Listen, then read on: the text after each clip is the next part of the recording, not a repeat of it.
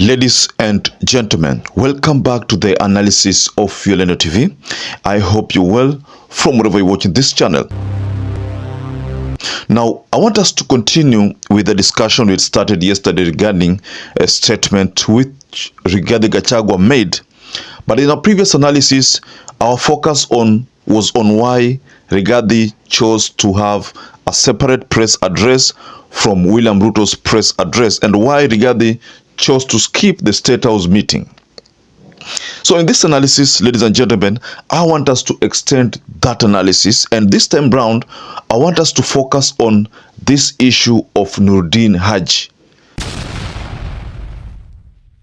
the NIS boss. And for those who listen to Rigathi Gachagua's statement very carefully, you must have noticed that Rigathi had trailed his guns on Noordin HAJJI. The National Intelligence Service slept on the job. The Director General of the National Intelligence Service, Noordin HAJJI, was a junior officer in the National Intelligence Service under a clueless Director General who has no capacity to run the organization. But why do you think that was the case? You know, being a fighter that he is, Rigathi had to look for somewhere to apportion the blames of the UDA failures. Because at this particular moment, the moment William Ruto issued a statement saying that he was going to withdraw the finance bill, the whole Kenya Kwanza regime started crumbling. So I want us to go to reaction from Noordin HAJJI's lawyer. And you know, that is none other than DANSTON OMARI. And before you do that, please like this video. It's so important because that is the only way YouTube get to share our content, and that is the only way you get to support the work of our channel. And by the way, thank you so much for everybody who has been liking our videos lately. I don't take that for granted. Now, subscribe to our channel if you're not subscribed before, and to existing subscribers, thank you so much for your support. Rigathi realized that the best thing for him to do is to apportion blames on the NIS boss Noordin HAJJI. Now, is this the first time Rigathi is apportioning blame to another entity? No, definitely this is not the first time. When this Kenya Kwanza regime took over, they apportioned blame to the former regime. All the failures of the current regime were being channeled were being referred to the former regime. All the successes were on this regime. So this time round also Rigathi has still decided to practice the same habit of apportioning blames to someone else. Tunakuonea 18 wewe mzee. Wewe. So I want to take you first to a reaction of 4 leaders. You know, there are people who have reacted to this statement by Noordin, but this statement by Rigathi Gachagua, the attack on Noordin HAJJI. As I told you, there is also a letter which has been branded as a fake letter by DANSTON OMARI. So first, I will take you to these reactions by the leaders. So the first person I'll react on I'll read the reaction on is Ahmed Nasir Abdullahi. And he went to his ex-handler and said the following: the vitriolic attack by Deputy President Rigathi against NSI DG Noordin HAJJI was uncalled for, baseless, and shows the smallness and pettiness of a man a heartbeat from the presidency. Gachagua's crudeness, rough edges, and lack of political skills vindicate those who all along argued that promoting the former DO one straight to the second highest office was a disaster waiting to happen. He is awfully unsuitable for the office he holds, and his daily utterances are a testimony to that. Now, that's what Ahmed Nasir said. You know, he's making a specific reference to last 2022 campaigns when people said it was a mistake to promote a DO to the deputy president position. That's a reaction from Ahmed Nasir. Let's head over to Joho. Joe has also written something here. It's not that long. So Joe says, having listened keenly to the address by the deputy president this evening, I find it disturbing that a leader of his stature would issue such reckless statement at a time when the government needs to be seen to be pulling in one direction. As a country, we find ourselves in a not too familiar territory, and therefore it's incumbent upon the leadership of the country to try and restore confidence in its citizens, rather than apportioning blame for failures that should be collectively owned by them.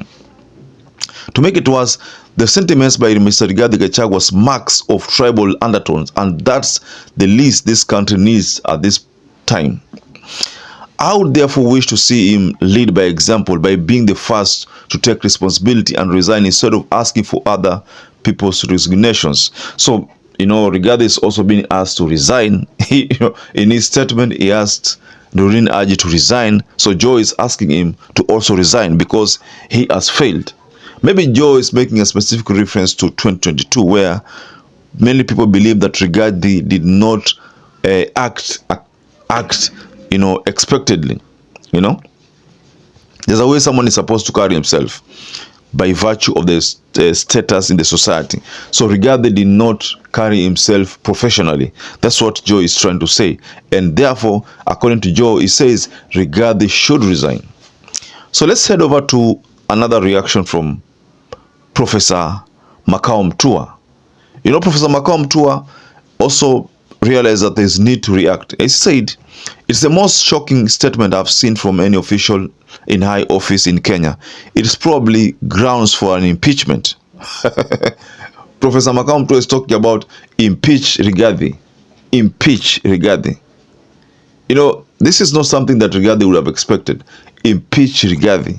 He talks about, Rigathi talks about the DG, the NIS Director General, Noordin HAJJI, should resign. But then Makau Mtua is telling him, you should be impeached. Well, let's head over to our last tweet from a government official. You will not believe this. This is Moses Kuria. But Moses Kuria and Rigathi Gachagua have not been on the same page lately. They are not seeing eye to eye. In fact, there is the issue of supremacy battle in Mount Kenya. So maybe that explains why Moses Kuria did not waste time to respond to Rigathi Gachagua's unfortunate remarks. And this is what Moses Kuria said. The committee meeting that endorsed the original finance bill, which included VAT for milk and bread, was chaired by the deputy president. What a lying, dishonorable man. So Rigathi has been exposed. Honestly, if this is the case, then Rigathi has been exposed. Rigathi is being told that he chaired the committee that endorsed VAT on milk and bread. By saying so, Moses Kuria is trying to tell us that the government and William Ruto was aware about this, and the proposals, he was aware and he okayed them. So that's why Moses Kuria is telling Rigathi Gachagua, you are a dishonorable man. That's the point, ladies and gentlemen. So, at this particular moment, Rigathi Gachagua has been totally exposed. And I think after these reactions, Rigathi should think twice. When he had thought that he was attacking the NSI boss, the attacks have been channeled back to him. And in fact, if he chaired the bread and the milk committee that increased the VAT, then Rigathi is not a truthful man like he says. So let me take you back to something also. There was a talk of a letter that was circulating. And this letter, many have believed or think that this letter is fake. DANSTON OMARI, being the lawyer who represents HAJJI, termed it as a fake letter. But let's just weigh in on this letter. There are things which were said there. And some statements. I've picked some 5 statements from that letter. So let me just go take you through some of the statements.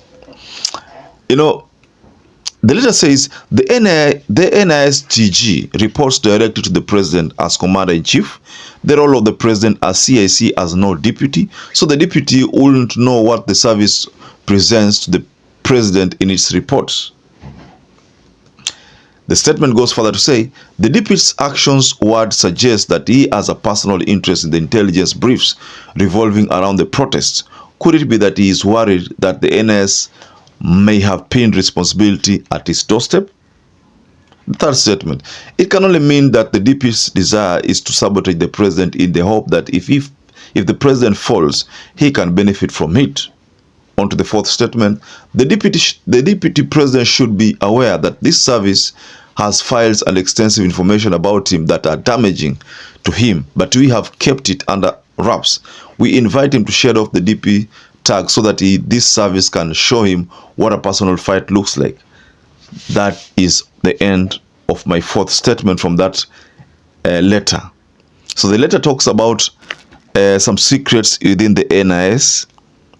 The letter also talks about Rigathi Gachagua suspecting that maybe the NIS has information about him being part and parcel of those people who organized everything, those people who caused chaos. The letter also talks about Rigathi wanting to know what the NIS reports to William Ruto, because the NIS has no deputy and only reports to William Samoei Ruto. So maybe that's one of the things which is concerning Rigathi Gachagua. So I would like to rest my case there. But you see, the reaction by DANSTON OMARI, if at all this letter is true, then Rigathi is being told off to mind his own business.